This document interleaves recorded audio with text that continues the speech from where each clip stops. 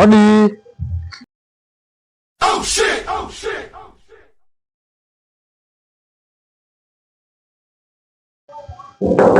Wewe bwana nini bwana unapiga hodi babu?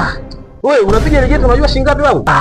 Ustazi bwana na wewe naye bwana. Wewe unakuwa mkali. Mwenzako mimi katika pita zangu huko nikasikia harufu nzuri ya pilau.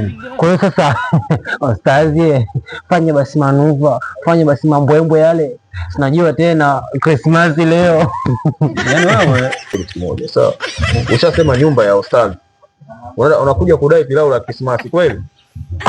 Sasa ustazi kama umeamua kujivinjari leo na wewe kuna ubaya.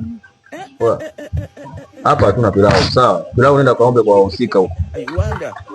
Ustazi. Hapa njoo dai kwenye Idi.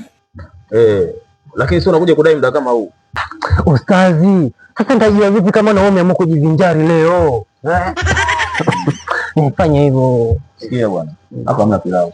Mwenye msela vile vile. Hapa nimevaa kibaya share nimekuja na kanzu. Wasije ashikaji pomba. Sasa wewe mwanangu anakupigia tia. Usikia, cheza baba. Oa cheza mwanangu. Kumbe. Wanakuja. Njoo, wako masela wageni huko ndani. Kama nataka nje tukutuma mafuta. Baba, mimi nilikuwa naenda hivi, niache shobo na mageto ya watu. Njoo chukua tukutuma mafuta. Nani? Njoo bwana. Wewe bwana, acha na mimi bwana hadi wewe. Njoo bwana. Gani? Sasa mchanga. Toka bwana huko. Hata ujize vipi? Mabongo ananusa kinoma. Hata hamna haja ya kuvaa kanzu hapa baba. Sasa unavaa kanzu hapo unajua kabisa kama mimi Kristo. Ila pilau hawapati. Sawa. Lemoni parankui.